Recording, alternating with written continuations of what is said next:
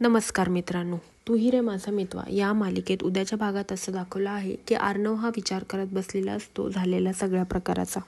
त्याला ईश्वरीचं एक ना एक वाक्य आठवत असतं आणि तो आठवत असतो की ती मला बोलली आहे की ती खुश आहे आणि तसंच मामी पण बोललेली असते की उद्या तुझी एंगेजमेंट आहे. हे सगळं आठवून तो खूप अपसेट झालेला असतो. उद्याचा दिवस उजळतो, एंगेजमेंटच्या सगळ्या विधी होतात. आता फक्त रिंग घालण्याचा कार्यक्रम राहिलेला असतो आणि ते रिंग एकमेकांना घालणार म्हणून अंजली आता खूप अपसेट झालेली असते.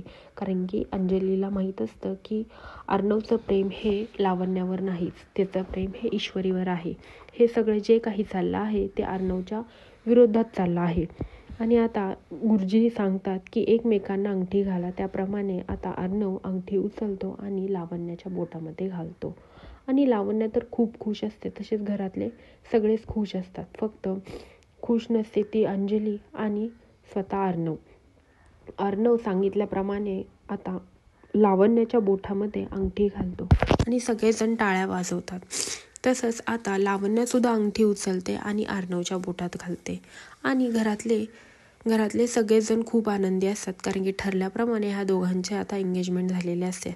तसेच आता राकेश पण खूप खुश झालेला असतो, कारण की आता अर्णव कायमचा हा ईश्वरीच्या लांब गेलेला असतो ईश्वरीपासून. हे बघून सगळं आता राकेश पण खूपच खुश झालेला असतो.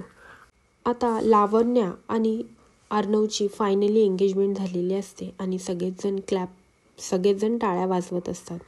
आणि आता एंगेजमेंट झाल्यानंतर ना आता राकेशची लवकरात लवकर तिथून निघायची घाई चाललेली असते, कारण की त्याचाही तिकडे साखरपुडा असतो. त्यामुळं तिथून काहीतरी कारण काढून तो लगेचच निघतो आणि तिकडे साखरपुड्याच्या ठिकाणी पोचतो. तसंच आता अर्णवचाही साखरपुडा होत आलेला असतो. अर्णव पण त्याचा साखरपुडा उरकला तोही तिकडच निघणार असतो. आणि इकडे ईश्वरी रडत असते आणि ती म्हणते, मी का खुश नाही, मला काही कळत नाही, मी का रडतेय, मी आतून खुश नाही, काहीतरी होतंय मला. आता ईश्वरीला पण कळत असतं की हे जे काही आत्ता चाललं आहे एंगेजमेंट वगैरे, ह्या सगळ्या बाबतीत मी खुश नाही, हे सगळं माझ्या मनाविरुद्ध चाललेलं आहे. तिला पण ना कुठे आता अर्णवच्या प्रेमाची जाणीव होत असते, पण काही ऑप्शन नसतो. आता आईबाबांनी सांगितल्याप्रमाणे तिला राकेशसोबत एंगेजमेंट करण्याशिवाय काहीही पर्याय नसतो. त्यामुळे ती पण आता एंगेजमेंटसाठी रेडी होत असते.